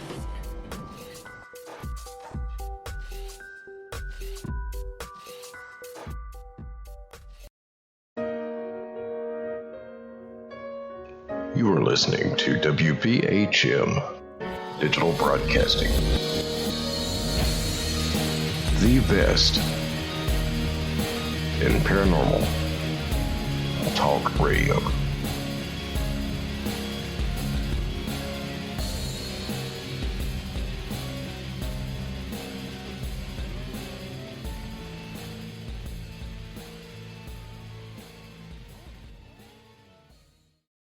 Thank you for listening to WBHM Digital Broadcasting out of Birmingham, Alabama. The time is 45 minutes after the hour. Welcome back to the Paranormal Pride. I'm your host, Denise Pridemore, and my fascinating guests tonight have been Katy and Katy Stafford, and we have been having a wonderful time, and I really wish this could go on forever and ever, but it can't. And since we have just 15 minutes left, I want to start this part of the segment out with the important stuff, so in case anything happens and we lose you, people have the information. What events do you guys have coming up here real soon? Okay, so the next one we have coming up is the Ash Bash at Ashmore Estates, the famous Ashmore Estates in Illinois. Mm-hmm. Yeah, Robin Terry, that's Robin Terry's place. He's a good friend of ours, and he has this Ash Bash every year. And yep. We all know about it. Yep, it's for the Lost Limbs Foundation. So we will be there, and also the Ghost Brothers will be there. There's lots of other people going to be there too. Really cool people, Jessica Potter, and just lots of them. I feel like I have to name them all now, but I'm not going to. No, you don't need to do that. Actually, a lot of people in this chat and that listen went last year. We were supposed to go last year, but I was in the hospital. Oh, okay. Well, so so everybody is hip to the game on the Ashmore Estates thing, and yes, we will be there. I'll be speaking, and yeah, it's this weekend. It's this weekend, so that's gonna be fun, and we'll be investigating with the Ghost Brothers there Friday night, I think. But then we're hosting the Shawnee Indian Mission. Yeah, and then we have the Shawnee Indian Mission coming up after that. Is that after that or? That's on the 19th, right? Yes. No, 18th and 19th? No, that's actually the Patterson Mansion. Yes. It's on the 18th and 19th. Yep. And then that following weekend is the Shawnee Indian Mission. 25th and 26th. Yep. Yeah, it's just it's just on that Saturday. Yeah, it's 26th. Yep. Saturday, right. Yep. And then after that, we have the Haunted Middle Points. Excuse me. We have Haunted Teen Night at Shawnee Indian Mission, November 2nd, which is that weekend right after the adult investigation event that we have. And the Teen Night's cool because we love Teen Night. Yeah, the kids are great. We always have a good time with them. You know, they're always super interested in everything we're doing, and they have, they actually take in a lot of that history. And we were very surprised. You have a parent or guardian or somebody of age come along with them, and the ticket is to combined. Again, the proceeds, most of the proceeds go to help the location. The others go to help us keep doing what we're doing. And then there's the Haunted Middle Point School in Ohio, in Middle Point, Ohio, and that's on November 9th. And so we'll be there with Doogie McDougal from the Tennessee Wraith Chasers. Doug will be there with us. William Pimblott will be there. Jay Prather will be there. He's also a ghost box builder. And Tim Woolworth will be there, and he's like a ghost box guru, like a scholar. So, I mean, most anybody who's into ghost boxes, ITC, knows who Tim Woolworth is. If you don't, go check out paranormalstudies.com and learn some paranormal stuff, because there's lots of good little classes on there to teach you how to listen for EVP and like what to look for and just a bunch of cool stuff. And it's super cheap. Yeah, and the one that's in Middle Point is hosted by Haunted Brian. Yeah. That's out of Ohio. Yeah, that's Austin Maynard. Did I say Maynard. No, you did not say that right. No, Maynard? no, it's just Maynard. Maynard. Just Austin Maynard, as in the TV show. There used to be a guy named Maynard on TV. Or Maynard, the lead singer of Tool. Oh. Well, she should be able to remember that. I wouldn't. But. So that'll be a good event. We spent a lot of time in Ohio. We have a lot of friends there, and we always have a good time. So that's gonna be a really good event. Yeah, if you're into ITC, man, this is gonna be. If you're into ghost boxes, this is the event. I would say this is undersold. I would say this is probably going to be the ITC event of the year. Well, I don't know. Maybe of ever. Because there's no telling what can happen when you get a room full of... Well, first of all, there's no telling what can happen when you just get me and Doug in a room together, okay? And then you start adding, like... a bunch of techies. And then, then more Prather, people. Yeah, and then Doogie. And then Doogie. There's no telling what's gonna transpire. Yeah. Yeah, see, we thought of that word at the same time. Nice word usage. That's right. So, good luck. So, yeah, that's what we have coming up.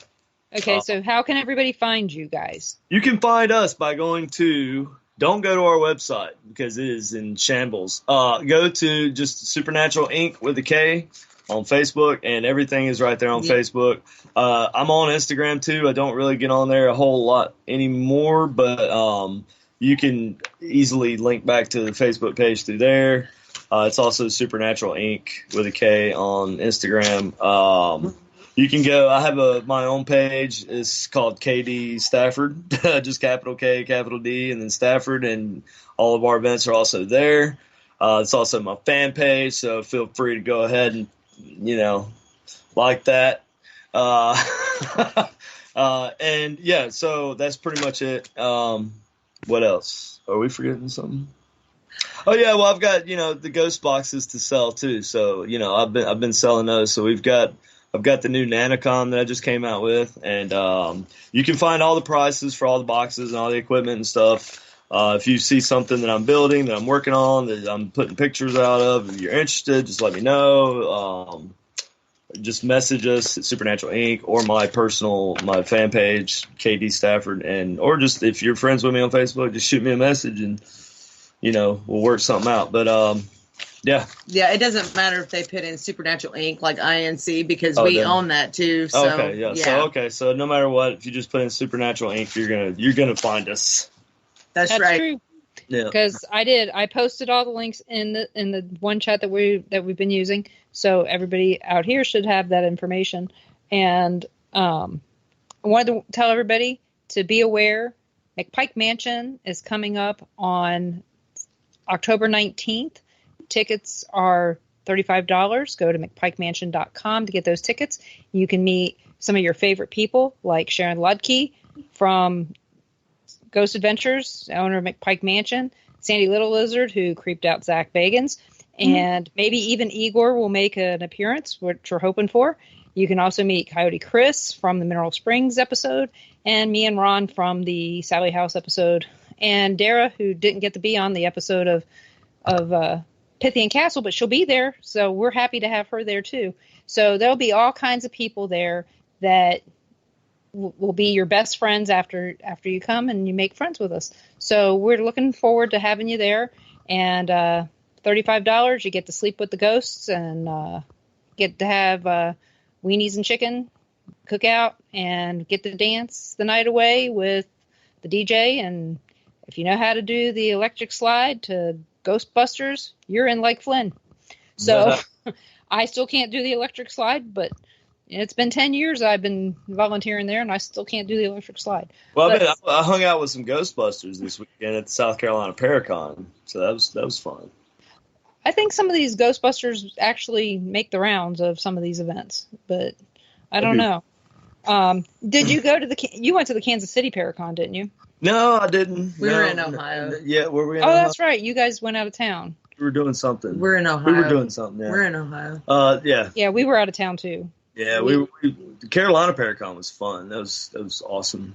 But, Yeah. Oh, also, I did want to say, too, for any of you out there who haven't watched Ghosts of Morgan City on Travel Channel, I've noticed there are still some people out there. You need to go watch it. Well, they're doing a marathon. It was on today. It was on all day today. Yep. I happened to see that, and it's also on. You can find it if you search the internet. It'll show up on Daily something out there. And also, I wanted to plug my the rest of the cast of Please. Morgan City. Sarah Lemos. She's the world famous psychic medium. She's got her own little Facebook page, Sarah Lemos Psychic Medium. Just go like her stuff, check her stuff out. She does live feeds. She's awesome. Jeremy Leonard, he is the Cajun demonologist. He's got his Facebook page. You can go check his stuff out, check all his little things that he does out. He does a lot of live feeds, and he makes these really cool little cross necklaces that are dope. And also you have Ben Hansen. I've liked Ben forever. Yeah, Ben, I've liked him ever since I've seen him on Fact or Faked. He's a very straight shooter. You know, if Ben he says... actually went to the McPike Mansion to do the Fact or Faked. Cool. Yeah, he did. I remember that episode. Yeah, and so, Ben says something, you can pretty much guarantee he's not lying to you. So, yeah. I always liked him, and I've been friends with Jeremy, I don't know how long. Longer than you, anyway. Oh, yeah. I just met Jeremy recently. I don't know how long I've been friends with him, but I think it was sometime when I went down to Monroe, Louisiana at some point for work, and I got a friend request from him at some point when I was down there. Oh, I kind of brought you in the area or whatever, and probably. Somehow, some way. Yeah. I don't know. But he always seems to be a really nice guy. And funny thing is I have two friends that are Cajun demonologists. Oh, yeah. Yeah, so that's kind of weird. But imagine there has to be more than one. The Cajun, that's a big old Cajun country down there, and there's probably tons of demons.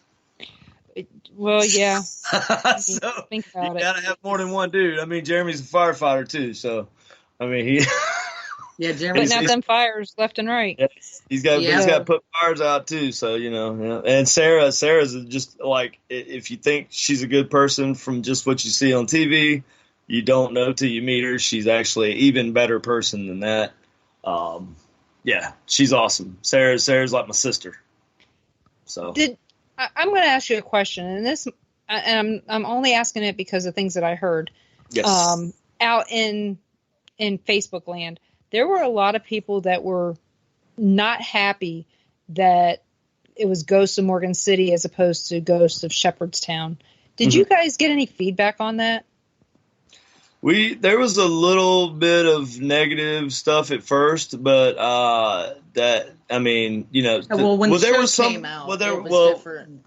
Well, yeah. At first there was some people saying, original cast, crew, and location, only, or I'm not going to watch it. It's not going to be any good, blah, blah, blah. But I think the people that were honestly worried about the show, and when they finally got to watch it, if they gave it a chance, they liked it. But overall, there was a overwhelmingly great response. It was a very minor negative response, I think. And, I think anybody who wasn't a fan of the show and it was giving it a good, honest, or wasn't a fan of the changes anyway, was giving it a good, honest, and they were giving it a good, honest watching or whatever, viewing, then their opinion was changed after they watched it. So I think, overall, it came out really, really well. Like I said, I just wanted to ask that question. And like I said, we were all worried about that too. See, in my case, I watch every show, whether I have an opinion or not. I reserve that opinion at least till the second or third show. Right. And yes, I'm friends with. I was actually invited to the wedding of Bill Hartley and Clarissa Fleck. So I'm friends with them. I grew up in the same area as Lori Johnson, but I wasn't going to let that interfere with what my thoughts might be on this, because it's a different show. It is a different show. Because it says Ghosts of doesn't make it the same show. It's a different show. Right, and it was you did have the handoff from Sheriff King and everything to the next, but I mean it was a different town, different people, different. I mean it was a different show. It was a whole different ball game, But like I said, I just wanted to ask that question because I know I saw all this drama going on out there about it, and I just kind of stood back and said, okay, whatever. I told you privately a long time ago, I'm not into the drama part. I don't care. No, me either. That's I very rarely get into the whole social side of all this stuff, just because there's so much negativity a lot of times, and it's not really conducive to anything. It's not helping anything. You're not helping the field with negativity. Helping yourself. No, you're not, and it just doesn't look good on you. So whatever. If that's what you want to do, hey, to each his own. But me personally, I'm gonna keep my nose to the grindstone and kind of just keep working on what I'm working on and trying to contribute to the paranormal field as much as possible, as opposed to trying to tear it down or tear others down in the field as much as possible. Because one day you're going to run out of people to shoot down, and you're left with what you're left with. So it is what it is. I kind of like to just stay positive and not really even respond to negativity. Perfect. And that's a great way to end the show, because that's basically you're saying, be careful the toes you step on today, because they may be attached to the hiney of who you're kissing tomorrow. So, so thank you everyone for listening to the Paranormal Pride. My guest next week is Keith Ottersberg from Nebraska. He was on the Dead Files. So for Wymore, Nebraska. So if you go out there and you search Dead Files, Wymore, Nebraska, you'll find their episode. And it took me a year to get him on. So you guys better be excited about that. So tune in next Monday at 7 p.m. Central for the Paranormal Pride. You're listening to WBHM Digital Broadcasting out of Birmingham, Alabama. Thank you, Katie and Katie. Thank you. Bye.